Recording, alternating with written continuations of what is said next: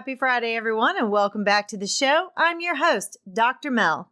Today, I'm going to be talking about intentional decision making, specifically focusing on how to infuse purpose into your career decisions and your daily life. I'm going to be drawing on inspiration from John Maxwell and some wisdom from biblical principles. I'm going to explore the 5 main steps to help you live intentionally and make meaningful choices in your career journey. Let's get started. Are you in a new season of your life? Are you stuck and searching for clarity so you can make a career change? Do you just need the courage to switch careers? Are you ready to follow God's plan for your career? Welcome to Choose Your Next Yes. Hi, Kindred. I'm Mel, a career transition coach, mom of grown-ups, coffee lover, and God girl. I've had a lot of big life changes, and I haven't always been clear about God's plan for me. This led to stress and anxiety and a lack of clarity and courage to make a career move. I finally started listening to God's voice to find clarity and peace and stopped being scared to make a move and achieve my career transition goals. Now, my mission is to help you learn to listen to God's voice and know when to say yes to the career you've always wanted and no to everything else. Let me show you how to clarify your purpose and find courage to pursue your personal and professional goals in your midlife and beyond. Throw down your self-doubt, dust off your dreams, Kindred. It's time to reset and refine and reclaim the woman you once aspired to be.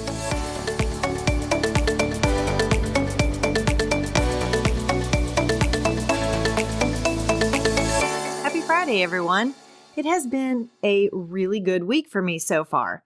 I've gotten a lot of things done. I have been part of a March challenge. It's a 30-day live challenge. And so that has been pushing me to go live, and which I'm not actually going live every day. I'm actually recording and putting it on Instagram, Facebook, and sometimes on LinkedIn. My coach is giving our group a challenge to do every day. And it's been really good. It's stretched my thinking. It has really pushed me out of my comfort zone. I don't mind at all recording. I do podcasts every week, actually 2, because I have 2 podcasts. But when it comes to video, that is a whole other ballgame, and I am not super comfortable with that. So I realized that it's a good thing that I never wanted to be a newscaster or a journalist or anything like that who's on video all the time.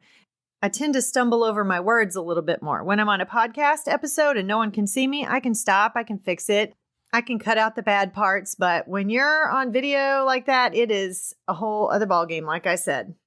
But the reason that I am doing this is because I want to be very intentional in the growth of my business and my podcast. And yesterday, I got some validation from God because He gave me the message of being intentional 2 times yesterday alone. And I feel like that is exactly what He was wanting me to do, and the message that He wants me to bring to you today. So we're going to be talking about being intentional in everything you do. So whether you are looking to move into a different position, whether you're looking to start a new career altogether, or if you are toying with the idea of starting your own educational company or your own freelance company with the skills that you have to be intentional in everything you do, in every action that you take, because you don't want to waste time. And I have done just that. I have wasted a lot of time on things that didn't matter, and I could have been focusing my energy on things that would have pushed me forward either in my career or in my business. So I've identified 5 steps that you can take to be intentional in your journey. Number 1 is to clarify your purpose. Clarity is very essential in your career journey. When you have a clear understanding of your purpose, you have a guide, and it provides direction and helps you focus when you have all of these complexities of navigating your professional life. You are going to have a ton of decisions to make, no matter what you decide in your career. And you're going to need some clarity. And having purpose is that constant reminder of why you started on this career journey in the first place. It's going to fuel your motivation to keep going, and serve as that inspiration source in those challenging times. And believe me, there are going to be challenging times no matter what you decide to do in your career.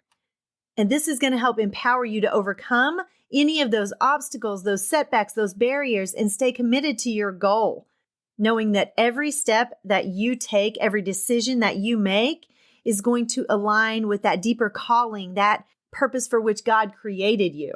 Proverbs 19:21 says that many are the plans in a person's heart, but it is the Lord's purpose that prevails. He created you for something specific, and He's going to guide you in all of your decisions. You just have to lean into Him, and you have to think about what He's wanting you to do. You're going to have to get to know Him intimately so you know which direction to go in your career. And you're going to have to really reflect on the God-given gifts and talents that you have. Take time to identify those unique talents, your strengths, your skills, those hard skills, those soft skills that you possess, and recognize how they align with your calling. And this will help you craft that clear and concise mission statement that outlines your purpose and what you aim to achieve.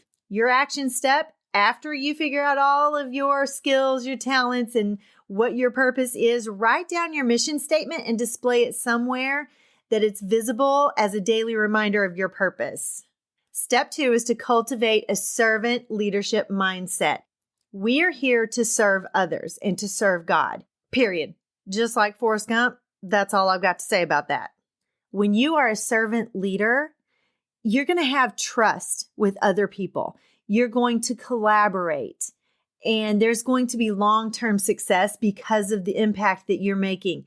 People want to be around you when you are a servant leader. You're creating a positive impact, not only on just your career, but on your relationships and maybe the career of someone else or their trajectory. So if you don't have a servant leadership mindset, you need to shift your focus from being self-serving or having self-interest to serving the needs of others and being a servant leader. Find one thing that you can do to serve that you don't get any extrinsic reward for. I want your reward to be intrinsic. I want you to feel great about serving in some capacity because the feeling that you get from serving others is immeasurable. You know, I do a few things to serve others. I create podcasts. I love creating podcasts and putting information out to you guys. I don't get paid to publish podcasts, but I love doing it for you so you can grow. Another thing I do is serve on the worship team at church, praising God and helping others feel the way I feel when I am in worship and when I am praising God. Oh my goodness, it's not a feeling that you can even describe. And I want you to feel that way about something. And when you serve others, you are leading by example. You're demonstrating humility, empathy, and integrity in your actions, and you're inspiring others to follow your lead. It doesn't matter whether you are working in a public school system, whether you work in a bank. It doesn't matter whether you own your own company. You are an inspiration when you demonstrate all of these traits. So your action step is to identify one opportunity every day to serve someone in your personal or professional life without expecting anything in return except for feeling good. John Maxwell says that leadership is not about titles, positions, or flowcharts. It's about one life influencing another. Step 3, commit to lifelong learning. When you're a lifelong learner, it enhances your adaptability, your resilience, and your competitiveness in today's ever-evolving professional landscape. It's pretty steep competition out there for certain jobs. You have to be a lifelong learner so you can stay up to date on the latest trends in your field. John Maxwell says that leadership and learning are indispensable to each other. So if you're going to be a leader, you have to keep learning. And that commitment to lifelong learning is you embracing a growth mindset. View your challenges as opportunities for growth and learning. Continuously seek knowledge and those skills. Grow your skill set. I am constantly learning how to do things, especially with AI.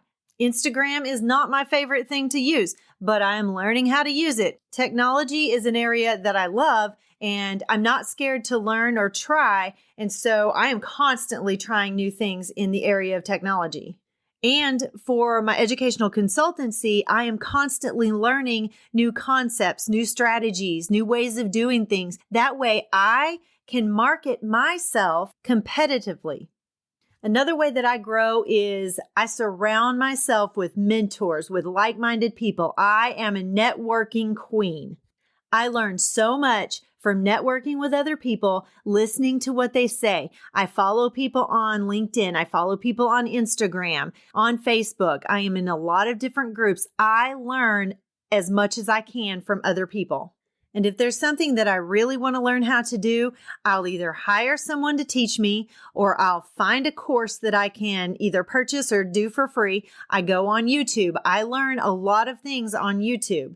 I wanted to know how to do some things on Canva the other day. I was trying to make the font on my book cover. I wanted it to be taller, and I didn't know how to do that in Canva. So I went on YouTube and I found a video that showed me exactly how to do that, something that I needed to do. And so I went on YouTube, learned how to do it, and now that's a new skill that I have. Not to mention, while I was watching the person who was teaching, they gave me like 9 other tips on how to use Canva. And so now I have 10 different things that I can do on Canva that I couldn't do before. You also have to connect with people on a deep level. Anybody who's going to be a guest host on my podcasts, I get to know them before they come on the show. We have a conversation and I really get a feel or a sense for who they are as a person. I don't want them coming on my show as a guest. I want them to come on my show as a guest host because I want to have a deep conversation with them. So I like to know who they are before they come on my show. And you would not believe how many opportunities that have come my way because of someone that I interviewed. They have given me great tips. I've given them tips. We have come up with ideas together, and they have led to other opportunities that have helped me grow my business. Step number 4 is to reframe your thinking patterns. When we get into a negative thinking pattern, it really stifles our creativity. It keeps us from moving forward. It creates confusion. It creates doubt, negative self-talk. When you reframe your thinking patterns, it helps promote resilience. It keeps you optimistic and helps you be proactive in your approach to overcoming obstacles that come along in your career journey. Philippians 4:8 says, "Finally, brothers and sisters, whatever is true, whatever is noble, whatever is right, whatever is pure, whatever is lovely, whatever is admirable, if anything is excellent or praiseworthy, think about such things." This verse encourages focusing our minds on positive, virtuous, and uplifting thoughts, which leads to more positive thinking, a better outlook, and a more positive mindset. Thinking about positive things can have several beneficial effects on your brain. Positive thinking can stimulate the release of those neurotransmitters like dopamine, which is associated with feelings of pleasure and reward. And this can create that sense of happiness and motivation. It also reduces your stress. Positive thinking can really counteract the effect of stress by reducing the production of cortisol, or that stress hormone. Positive thinking has also been linked to improved cognitive function, including better problem-solving abilities, increased creativity, and enhanced decision-making skills. That positive mindset can also enhance your memory and learning. People who are happy and satisfied and content, they have better health, and it promotes longevity in your life. John Maxwell says that your attitude determines your altitude. Identify and challenge any negative thought patterns that may be keeping you from moving forward or holding you back from pursuing your purpose and putting that potential of yours in motion. Practice some positive affirmations. Replace your self-doubt with empowering affirmations that reinforce your worth and your capabilities. Have some positive self-talk, guys. So your action step is to keep a gratitude journal to shift your focus toward positivity and abundance. Be thankful for things. Remember, I write down things at the end of my day when I'm doing my journaling. I was doing it in the morning and now I've moved it to the evening. So after I do my journal, I think about the great things that have happened during the day. And one thing that's going in my journal today is that I got a new dishwasher. I live in this little tiny apartment. It's dark. It's kind of dreary. It makes me sad sometimes to be here because there's not a lot of natural light. And today I got a brand new dishwasher. It is beautiful and it's push button and my dishes fit in there properly. And while I was recording this episode, the doorbell rang and it was someone delivering my Jam Nation packet that I've been waiting for. I'm going to Winter Jam in a few weeks and I love Winter Jam. It is an amazing experience and it is all over the nation. So if you've not attended a Winter Jam, you should find one near you and go. But I got the package today with mine and my boyfriend's t-shirts and our passes. And normally when I would go with the youth group, we would stand in line for hours. And I'm not kidding, guys. We're talking 5 hours of standing in line so we could get good seats. I paid for good tickets this year. I wanted to go. I am 50 years old. I am not standing in line for 5 hours to go in.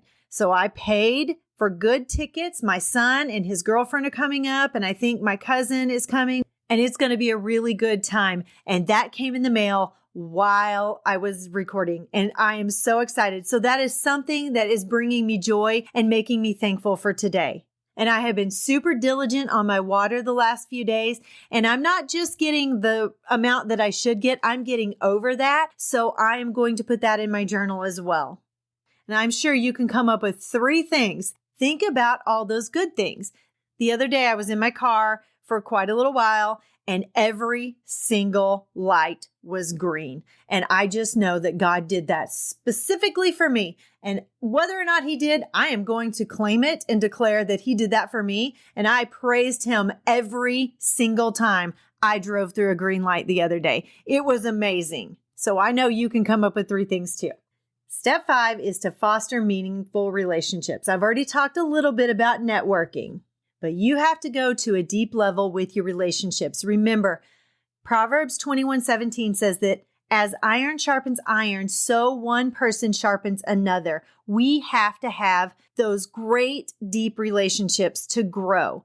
And this is growth in every area of our lives.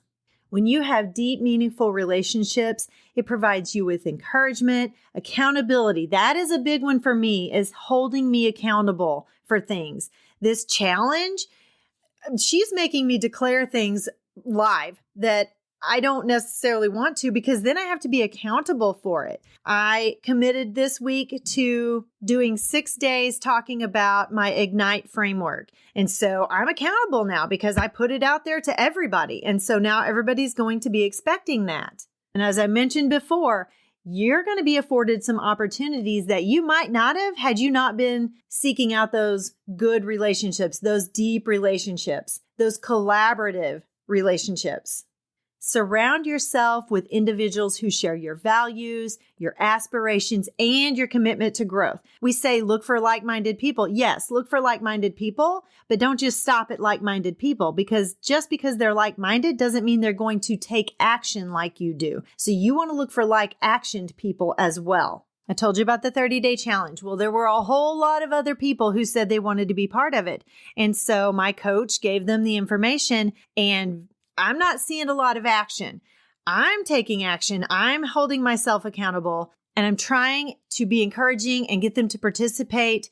But even though they said they wanted to do it and they have the mindset to do it, they didn't get started. So you want to connect yourself with purposeful peers and make an investment in those authentic connections. Cultivate genuine relationships that build trust also and respect for each other. And mutual support, both professionally and personally. You need people in both areas of your life. Everyone says get a mentor, and I agree with that wholeheartedly, but don't just get one. You need mentors for different areas. Your mentor for your health journey is going to be different than your mentor for your spiritual journey. They may be one and the same, or they may have some of the same thought processes, but their focus is probably going to be different on how they can help you grow. So your action step is to schedule some regular networking or mentoring meetings with someone or several someones and nurture those relationships. Find a way to exchange your ideas, some experiences, things that you learned that worked well, things that you learned not to do along the way. Set some goals that you can accomplish together and keep each other accountable. All right, guys, so let's recap. Number 1, clarify your purpose. Number 2, cultivate a servant leadership mindset. Number 3, commit to lifelong learning. Number 4 is to reframe your thinking patterns and be positive. Number 5 is to foster some meaningful relationships. By following these steps and taking those intentional actions, you're not only going to align your career with your God-given purpose, but you're also going to experience fulfillment, growth, some impact in every area of your life. Living intentionally is a journey of self-discovery, growth, and transformation. So embrace those steps with courage and commitment, knowing that you're creating a life filled with purpose and significance. You're not just living, you're living intentionally. I hope that you've enjoyed today's content. I hope it helped you grow in some way. I would really appreciate it if you would click on the link that I'm going to have in the show notes and subscribe to the show so you never miss an episode. I would also really appreciate it if you would leave me a 5-star rating and a review. That way I know that you're listening. When you give me a rating and a review, it contributes to my podcast ranking on the different platforms. And the higher the rating, the more positive the reviews, the more likely I am to be found, which helps me reach a wider audience. And I would super much appreciate it if you would do that for me. I hope you have an amazing weekend and that you get some rest and relaxation. May the Lord bless and keep you. May His face shine upon you and be gracious to you. May the Lord lift you up and give you peace. And I hope that today's show was a blessing to you as you continue on your path toward everything that God has in store for your life and your career. And before I go, I just had one last thought, and I wanted to share it with you. I use every single day an app called YouVersion Bible app. It is amazing. It has daily devotionals, a prayer tracker, different devotional reading plans, and I, at one time or another, have 2 or 3 going. I'm actually right now doing the Bible recap with Tara Lee Cobble. It is really good. I did the Bible in a year a couple of years ago, but it was just listening to the Bible. Tara Lee actually gives you commentary to go with your daily reading plan. So she's going to take you through the Bible in a year, and it is really good because she explains a lot of the things that you might miss, a lot of things I missed. And there are things that I hear that I never heard before. So I just wanted to encourage you to pop into your app store and look for YouVersion Bible app. You will not regret it.